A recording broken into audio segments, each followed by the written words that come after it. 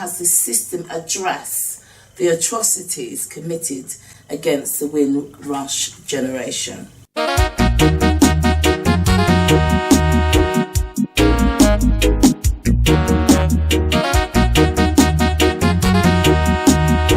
haven't. Straight. They haven't addressed anything to do with the Windrush generation. In fact, they tried to sweep it underneath the carpet and deport people, right? So they haven't. It's a straight question. It's a straight answer. They haven't addressed it in no way, shape, or form. They maybe have talked about it, given it some lip service, but they haven't addressed it and done anything positive at all.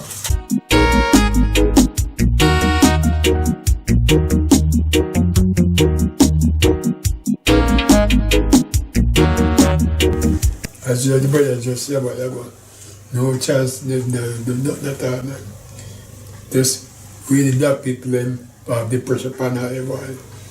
As cold, as dark, and this and as everybody said, nothing are done. Nothing at all done. We always be suffer at all times. And the worst.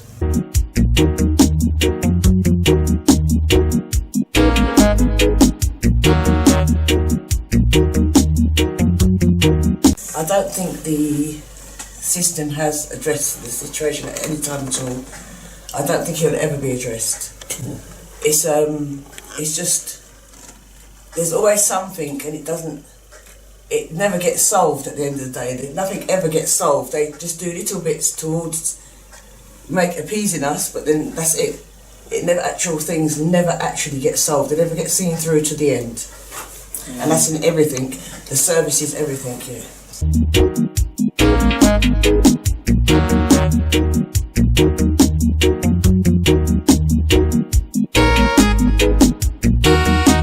As you can see, and what I have said, there is no evidence anywhere we can see except prison and deportation. That's right. Hospital and the grave that we have as reference. So they have not done nothing for reparation, which is repairing the mind and repairing the damage that's already done, that give us this trauma that I had to speak to you in this way, that you said that you could not understand what I said, that the system hasn't done nothing. It was simple. I have not said anything that the system do that I can see in reparation, repairing the mind or the damage that's already done, which is genocide, which is still happening today with chemical and all different type of bubonic plagues. Now you have the pattern for Ebola, and it is only black people dying. What happened to the Europeans who have the pattern? What happened to the Americans or the other Asians?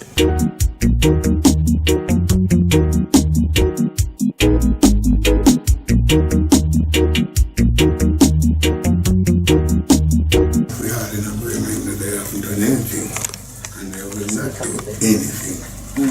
Because the condition that we find with this thing wasn't by accident. They deliberately put us in that condition.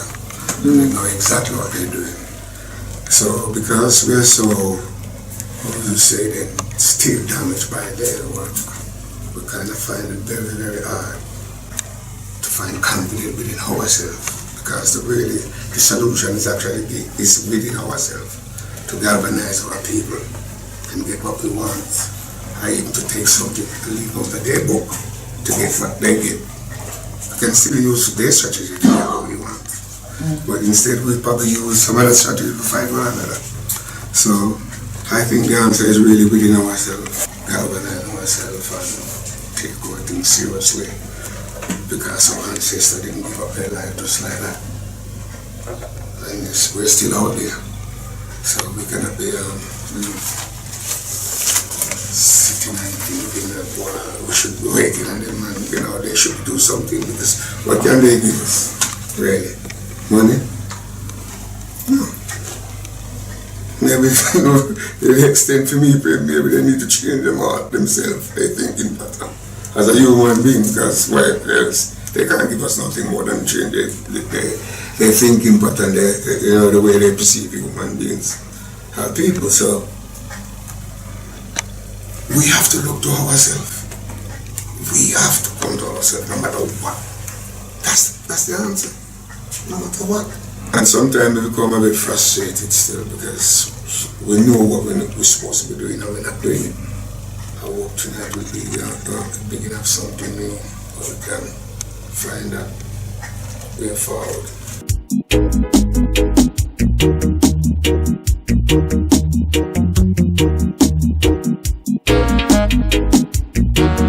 Religious sword question, greetings. It's addressed it, and it's addressed it in ways, as it's been said already, Kwame's just said it, in ways that suits itself. That's the address, which is the insult in terms of the address or the recognition that something has happened to us. So when they address the Holocaust to do with the so-called Ashkenazi and so forth, they address it with great reverence, they address it with great detail. When it is about addressing the issue with melanated people, African people, Caribbean people, the children of the descendants of the so-called Windrush, whatever name you want to give it, because it could be a reservation of Sioux, Apache Indians, you understand? Or original people in Australia. We're like that still in terms of addressing atrocities. So what they've done, I would say, right, using the language I understand today, is continue with the psychosocial damage of saying, we're doing something, but yet still we're going to portray you, as servants. We're going to portray you and still criminalize you, and we're going to still portray you as being at fault. And I think this is a key element when we start looking at ourselves in terms of what the Windrush generation was about. Because it's about stolen people from another stolen land and X, Y, and Z. Addressing the issue is giving us a false sense of belonging, because there's many people that actually believe they are British. And this is addressing the issue in terms of coloniality and the Windrush, is that you belong. The streets are paved with gold. You can have piece of this. But they don't speak about Equiano, and they don't speak about Ignatius Sanchez in terms of our history here, in terms of carried on. So it's a bit like always with the enslavement story, or us as a people always starting at the worst point, but there's nothing else beyond that, in terms of us even having a presence here in the UK. So they give us, in addressing it, they give you Black History Month. Of course, Carter G. Woodson was right, but when we say when the West jump on it, because we were happy about it, but it's when the West jump on it and it becomes a local authority initiative in terms of education, and we say, yeah, it's good, because I'm not being disrespectful to any of, I ain't going to call no names, but people get involved and people get paid money to deliver a curriculum.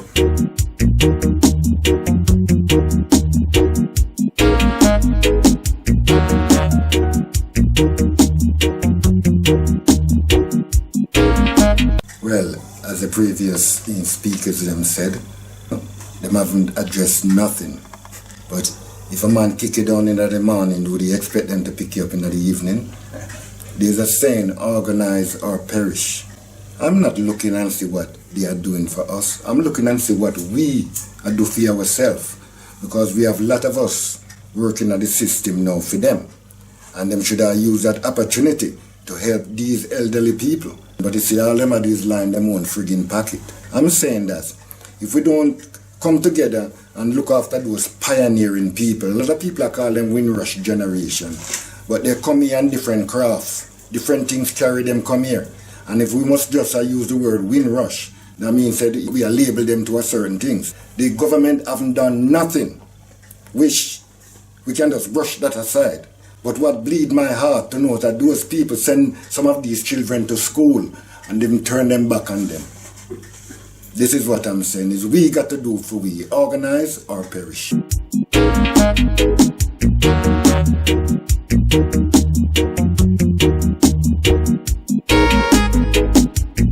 The question says to what extent it implies that they have addressed the atrocity. Number one, it implies, and it implies that there's a level in which they've gone about to address the atrocities, because we're in agreement that it is an atrocity for what has happened to our elders. The fact that they lost their documentation and claimed to have destroyed their documentation.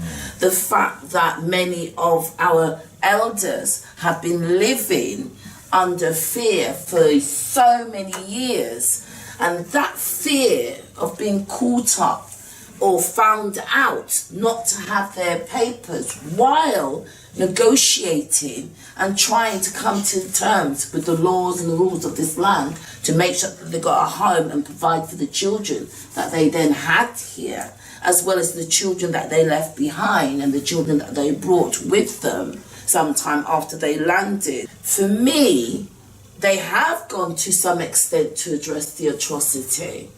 Another question I have to ask, is it good enough? Have they done enough? Because how do you compensate someone that has had a lifetime of stress and oppression because of how you set your system, how you set the bar? How do you compensate for the ulcers and the high blood pressures and the sickness that you wouldn't even attach to the mental slavery that you've been under? And I think that's the invisible cost. Now, in my personal opinion, to what extent? To me, what they have done has not been enough, in summary. In terms of the atrocity, I don't think we hear enough from our elders about the impact. And when we look at the forms that has been presented to them, for them to fill in, to apply for the compensation, I would challenge any person that has to fill up that form. Can you really articulate that in some forms, in a way that you can put a monetary context on it? To what extent have the system addressed it? I don't think they have, to some extent, but they have not done enough. And in my personal opinion, we're more than just the name of a boat that they allocated on its way from Germany. They allocated to turn and go to the Caribbean. We're more than just that. Give thanks.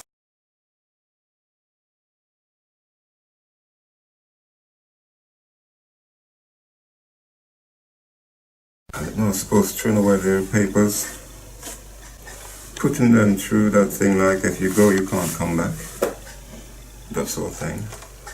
And probably it might be some of them fault as well. Right, why didn't you get your papers sorted out? Yeah, that's the main thing. Why didn't you get your papers sorted out before anything like that happened? Because I know people who are in the same position get their papers sorted out because they have to travel. And so that bit I don't know really what to say about that. But they should have get their papers sorted out. I can't be, like say, in the country and have nothing to travel if you want to go somewhere. That's my thing really.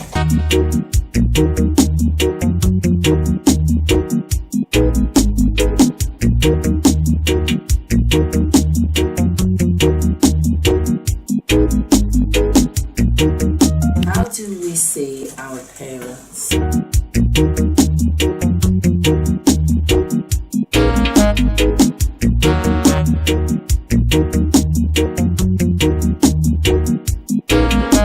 How do we see our parents? It's a wide-ranging question because it's a question for individuals. Individuals will see their parents in different ways and the efforts of their parents in different ways. So for one person to answer a question about our parents is going to be almost impossible. I think we could only address it in an individualistic way, talk about how we feel about our own parents, and then you can talk about how you see like other people's parents. But generalizing, I would say our parents who came over by whatever means, whether they came by boat or plane or overland to come to this country or come to this country for a purpose, they were pioneers.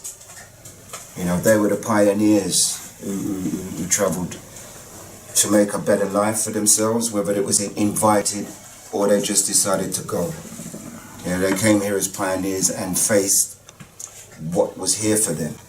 It's kind of a two-way thing, because we know that the system wanted workers to come here. We know that the system as it was wanted them to come here and work, to look after their kids, feed their kids, take them to school, be nannies, work on the general kind of work that their own people didn't want to do. Yeah? And we came and we took up those jobs if they gave us the jobs. Yeah? But I think the first thing was to be able to find somewhere to live. And if you come into a country as a foreigner, and that country, the general population of that country wasn't ready for you, didn't want to accept you, yeah, and made it difficult in every way possible that you can think of, yeah. We don't even have to go into the names the labels that they put on us, yeah. That was just another way of the mental pressure they put on us, yeah. To start with, not when I say us, I mean our parents, the parents, the people that came here at that time. Yeah, I came here personally. I was sent for and came here in '57. In my own personal experience, I was going to school as the only black in the class. Yeah, in many places. Yeah, around where we moved to and fro to find, because obviously my parents were working. Yeah, my father was working and sent for us to come here. So I'm talking personally. I'm talking on an individual level now on their struggle. Yeah, on what they went through. Yeah? So you know, I used to help my mother study to be a nurse. I used to do her drawings, the heart, the liver, the kidneys, until she... So on that individualistic level, my parents came here to work, and my mum studied, my father... You know, they left good professions and jobs to come to this country and took up jobs that are way below their skill set, yeah, just so that they can earn some money to raise the families that they was going to have here. You know what I mean? After I came here, my mother and father had 5 more children, you know? So, and so it's a growing family which obviously needs funds to survive, yeah? So their personal fight, yeah, of which we, as their children, can't even imagine the struggles that they went through. I mean, me now, suppose you went to a shop and they said, you can't come in to a shop. How would you feel? So imagine going somewhere, everywhere, and you're faced with that. No, you can't come in. You can't come in. You can't get a job. You can't live here. So to imagine that is out of I can't imagine it. Because we are the generation that they were not ready for. The education system was not ready for us. Yeah? The people themselves, they see these strange people, they weren't ready for us. So if they're not ready, how much harder was it going to be for them to accept us? Yeah? Because we wasn't brought here or sent for or called for or to be accepted. We was come here to do a job. They expected us to come here and die out. That we would come here, die out. But no, we multiply, because that's what we do. Yeah, that's how we survived in these strange lands. In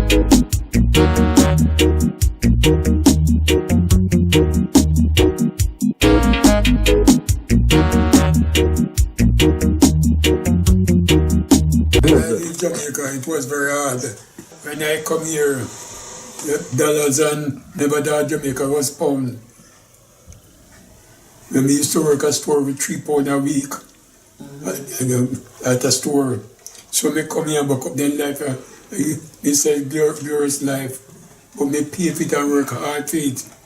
Because when me work at factory, all the white man them used to go to canteen. They have to make with toast overnight, bread and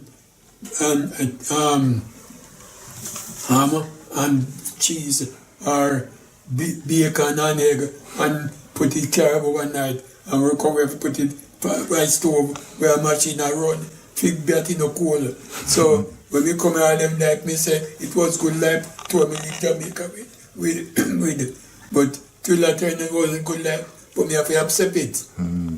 You have no choice.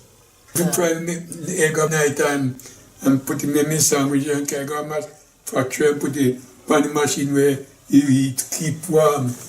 That's for breakfast time. And this is egg and bacon sleep up. Now them thing there. So when the people talk about hard time, they know nothing about hard time. You see. Me pass through all the hard time. £40 when me get my wages. That's £8 a week. £40 me used to get them in my pay package. That's 5 days, 45 days, that's £8 a week.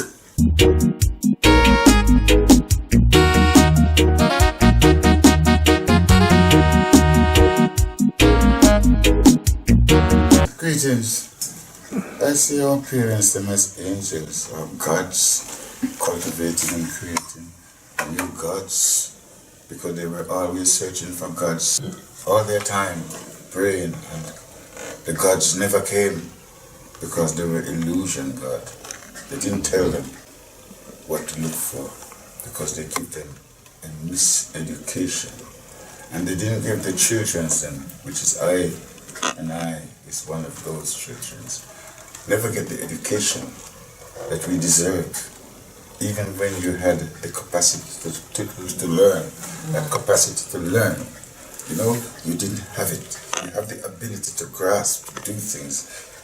They were forced out of you here in this country because we were just indentured, domesticated slaves. Sure. Now we are just profit and property on the shelf, we sell by days. Later on they will take our skins and take the melanin and sell it. Every part of us, the dry bones, and sell it because it becomes a business in the system of capitalism. We will not own nothing, no bank, no stock exchange, no land, no house. Our house will be all bricks and mortars when they want to regenerate and refurbish the areas where we are kettles, penned up into a little pen. And this is where, when our back is against the wall, we started to squabble against our one another and make everything looks impossible, that we are not doing anything and we can't do nothing and we are not going anywhere.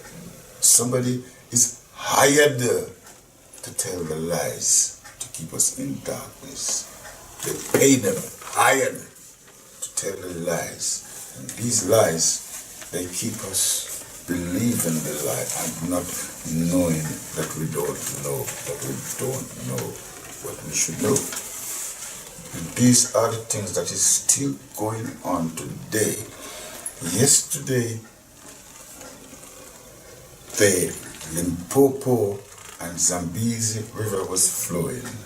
Today, they go to another part and take a picture where it is not flowing, it is trickling, and tells you the Zambezi River is dried up. These are the things that they do to us. They go somewhere and take a picture and make a story and tell us a lie. And we continue to accept these lies without research. Now, we are all celebrating the birth of Nimrod, 25th of December. They tell us nothing of Nimrod and his civilization and his tree. So we will continue to believe the Ashkenazi story of their tree and their illusion story, confusion story. Stories that turns your mind, where You don't know where you are, you don't know where you're from, and you don't know where you're going. Because you know nothing of yourself, nothing of your queens, nothing of your ancestry. So your whole historical lineage have gone.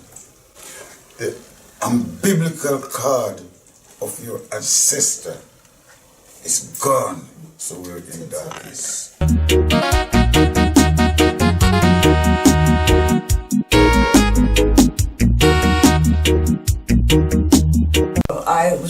I had a mum and dad obviously, but I was brought up by my mother mainly, and stepmother as well.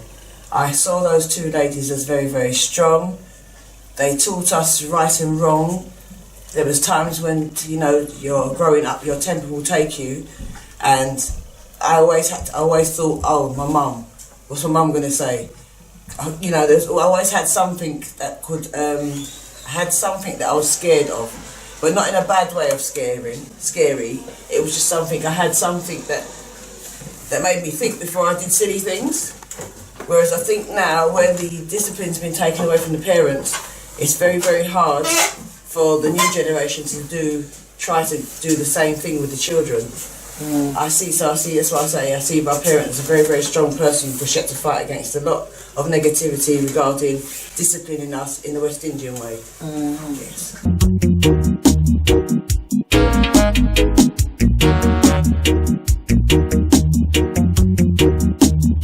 Probably, like I say, our parents when they come, they probably was sort of, they come here, they know the white man as Mr. Jones, Mr. Tom, whatever, and things like that. Right, so they were sort of, I don't know, probably frightened for them. I don't know what to say to them, I don't know, I'm saying, right? But I know most parents at that time sort of frightened to talk to the white man. That's one thing I remember. Other than, like say, we now, when we grow up, we know them as mate, we call it mate, brother-in-law, all sort of thing. We know them as now.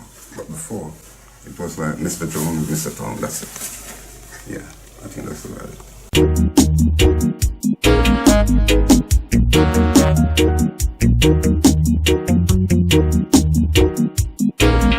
Victim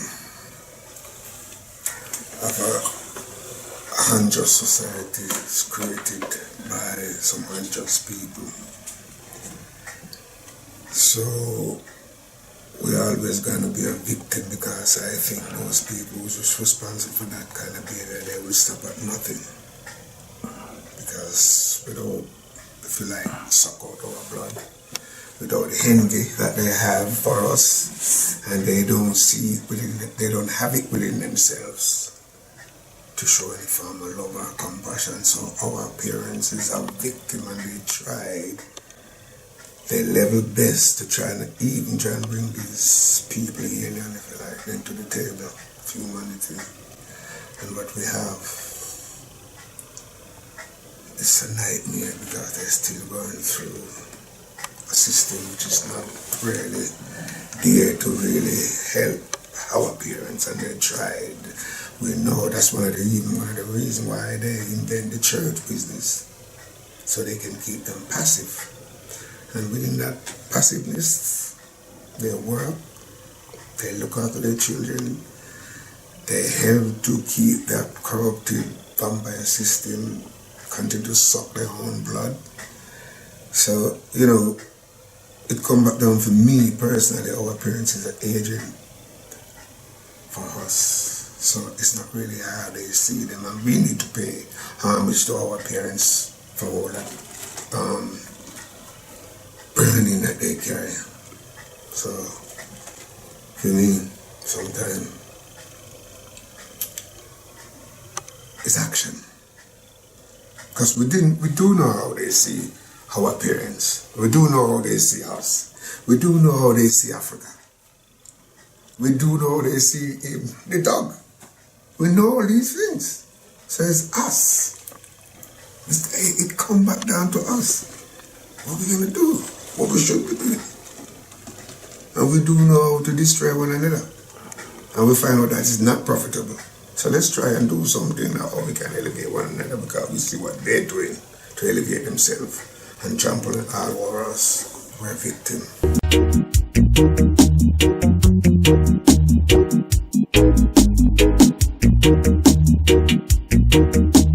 Imagine we say respect all our parents, which is true, and reflecting on our parents as I reflect on my own parents.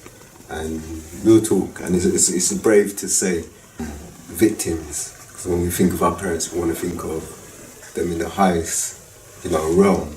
But that is, in reality, is our parents. Real talk. It's a very vicious system.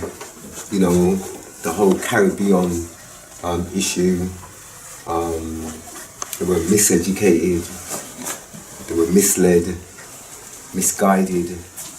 But in all of that, our parents are very resilient, very strong, very powerful, very, as I say, ingenious,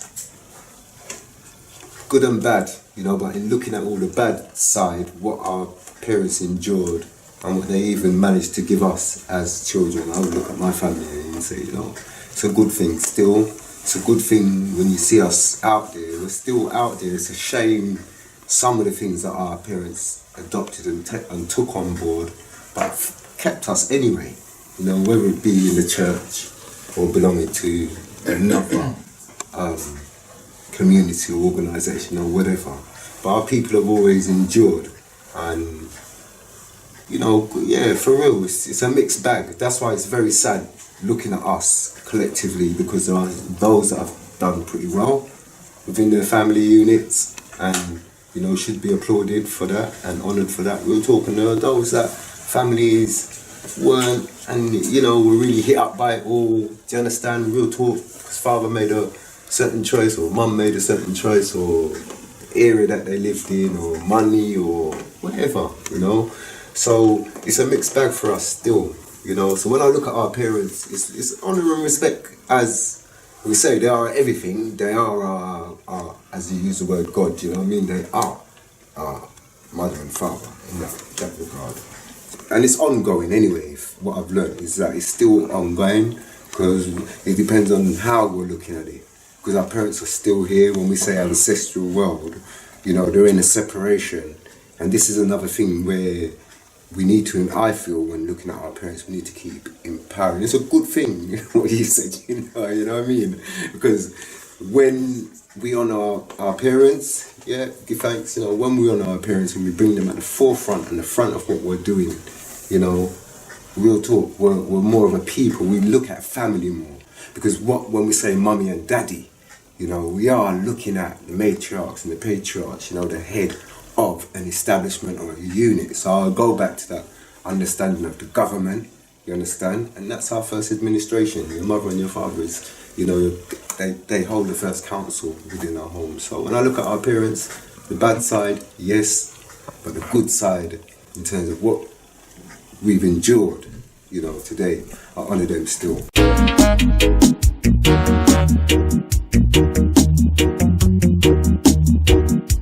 How do we see our parents is an interesting question, because it's assuming that we have a collective ideological understanding of how we regard our parents.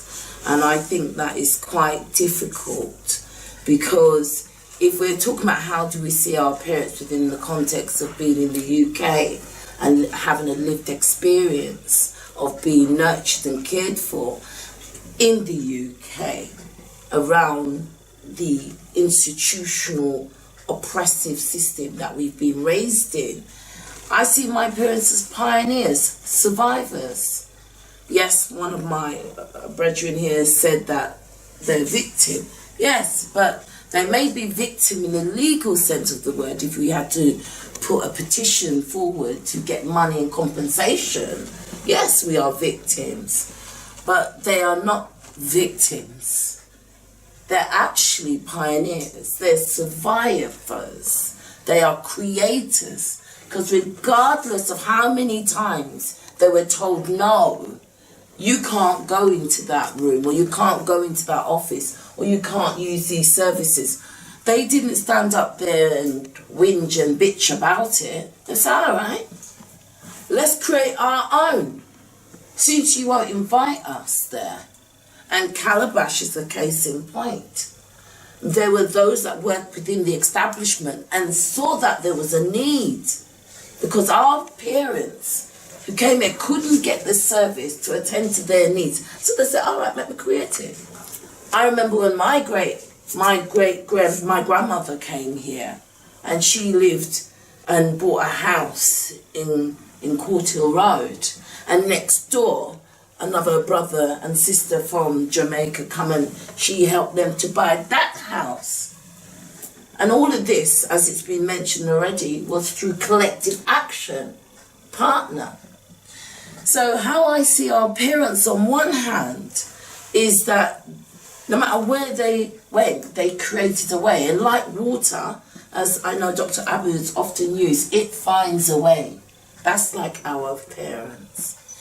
There's another way that I see our parents, and in some respects I see our parents are failing us in other ways, because there were some parents that came here with this blind belief that the establishment had their best interests at heart.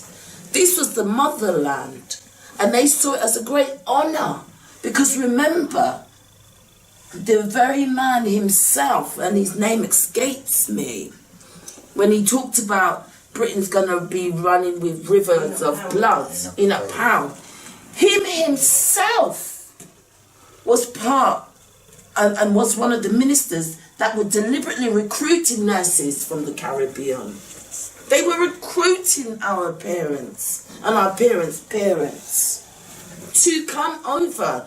And they made no provisions, which we already know. So how do I see our parents?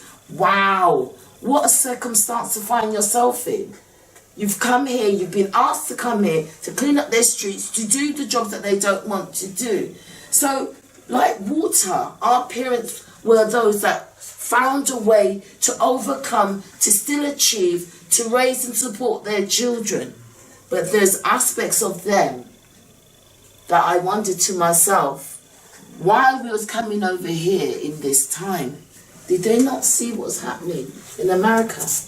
Why did they not put 2 and 2 together, some of our parents? Not all. Because Malcolm X, Martin Luther King, those people, activists, were around in those times, speaking about Black Power movement. We had spaces here in the UK that many of our young men and elders right here today was part and parcel of, and the self-defense and keeping one another safe. So there's some of our parents that were pioneers and created a way so that we can stand on their shoulders in this country today. But there are some of our parents that were far too trusting and suggested that if you do it the white man's way, you're going to get through. And I think it's some of those principles and parents, the children of those parents that had that kind of mindset that may be undermining the things as it is.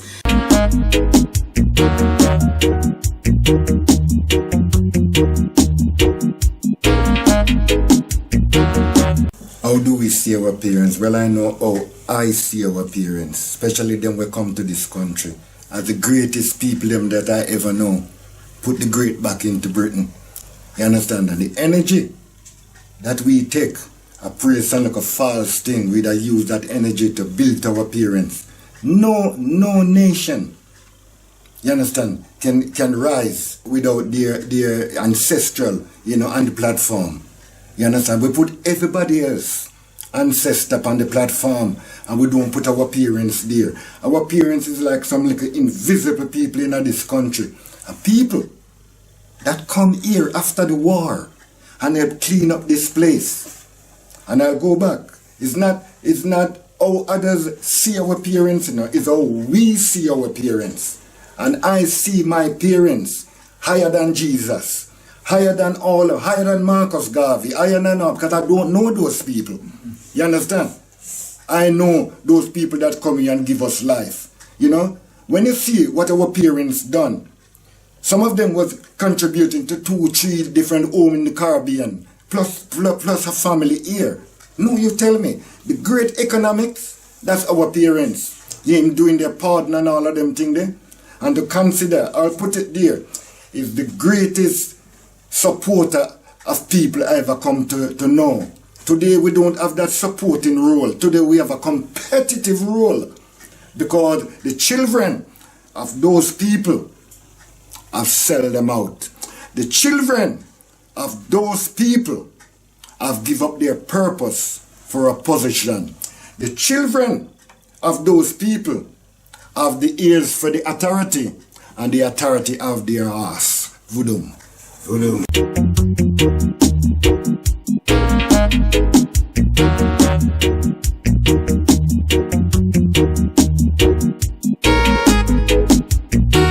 Very hard to speak about, you know. That's why you said, but we never have no opportunity when we come here.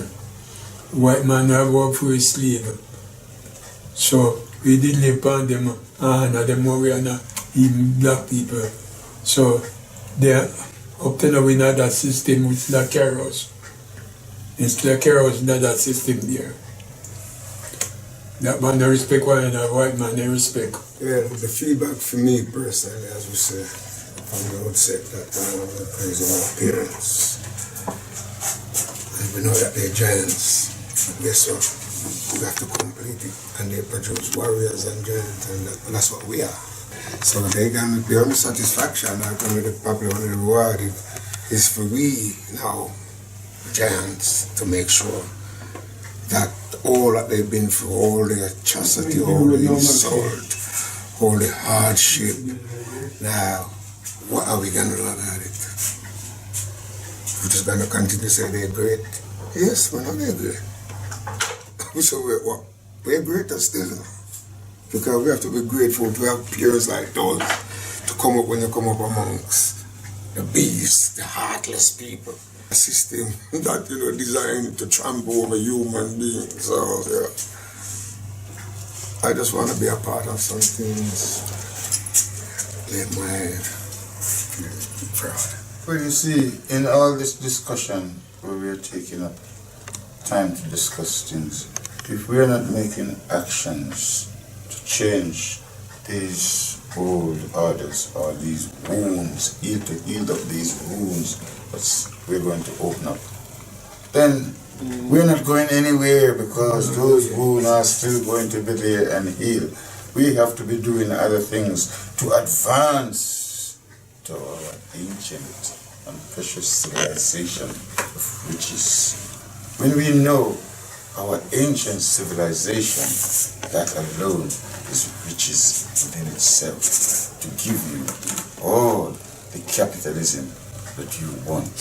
From what it is, it's what that they put on the market, the history of ourselves. All I'd like to say is that myself now as a grandparent, I've actually been teaching my grandchildren and my children, I've taught them how to be strong black people, not to worry about anything else, but to be strong, know where it's coming from, because that's how my mum was, and that's how she taught me. You can do anything, and remind your children and the grandchildren they can do anything in this world, and educate them as to the history of black people. That's all I'd like to say. My feedback is this, that whoever this is for, you know, anytime that we're discussing the most important peoples on the planet, in the universe, in existence, it's a good discussion, and it's a discussion that should be continued. And our parents are the most important peoples, you know, to us, and we are the most important peoples on the planet. So whenever we are talking about our family, you know, we should do that in the highest of reverence and listen to one another, in which we were doing tonight. So, you know, Oshay, thanks for sharing your experience and continue the discussion about the family, because that is the resource of who we are on the planet. Listening to everyone, they said organize our parish. As Gege said, it's a start. I can be here all day, all week, all years talking about our parents. You understand? Because tomorrow, Sunday, they'll be in a place talking about somebody that they don't know. You understand? And this is the madness. You understand? Our parents, your parents, the African parents me talk about, you know, greatest people them I ever know. And they were tricked by England. You understand? And them come here think that here was the motherland. And it turn on them. So I'm saying to our brothers and sisters, let's not turn on one another. You understand? Let's not turn on them. Because we are dealing with a set of people who is pure madness. In feedback, I think fundamentally for me, anytime we get an opportunity to come together and sit down and reason with one another, listen to one another, it's got to be a positive thing. I think there's great skills in that, and in some extent we have lost those skills of negotiating and working and reasoning with each other. And this is something that we've always been able to do. If we just think about how we worked in Africa, and those that were nomads were able to travel from one part of Africa to the other without war. Those non-warring skills is what we've lost, and I think we need to reclaim them. And where there's two of us, more than two of us gathered, it's always good to have a reason, and it's good to record that so we can learn how to continue to do that. Where this goes, it's entirely up to you. What we learn and develop and do with this knowledge is entirely up to us. So I give thanks for being here in the moment. I want to thank everybody for their contribution and for their level-headedness and their ability to reason in the moment. And I want to say a special thanks to Safrique Organic Health Centre for making it possible, for making and providing this space in which to do this. And I want to say thank you to Galaxy Radio, because it means that this work just doesn't happen in the studio. It also happens in the community at grassroots level. And I thank our Galaxy pilot for making the effort to be here. Respect. And to all of you that couldn't, maybe next time.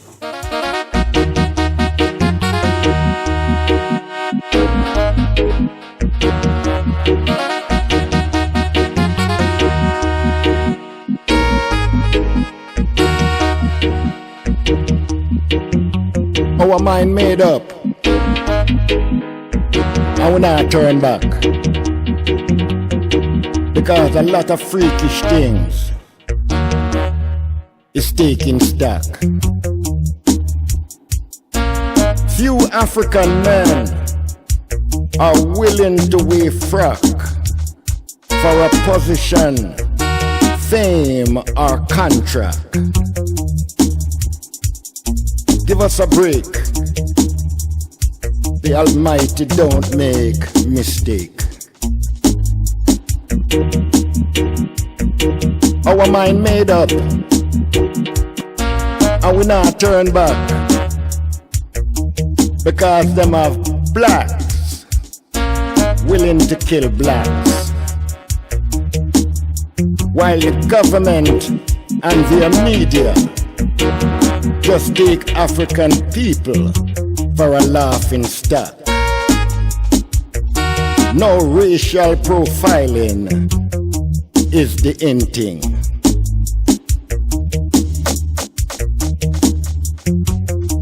Our mind made up. I will not turn back. Because every move we make, racism is right in our face.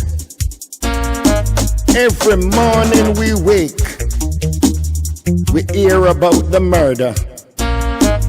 We hear about the rape. But still, they want us to walk by faith and not by sight. A pimper's paradise.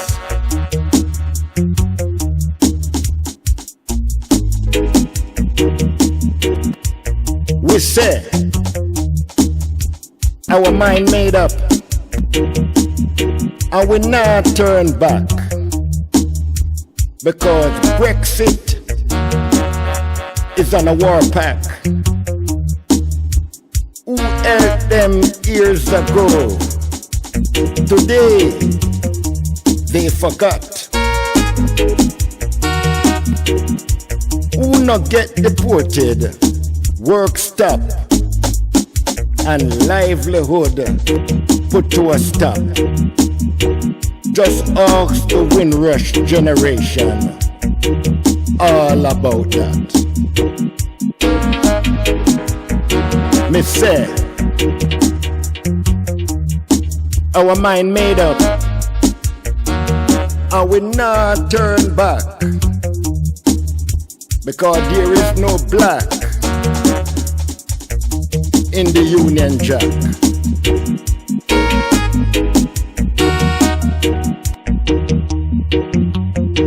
Our mind made up, and we not turn back, because Brexit is on a war path.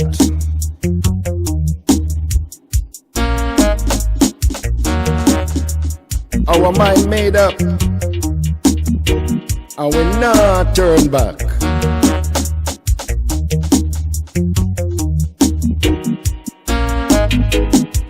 Not turn back. Our mind made up, and we not turn back, because Brexit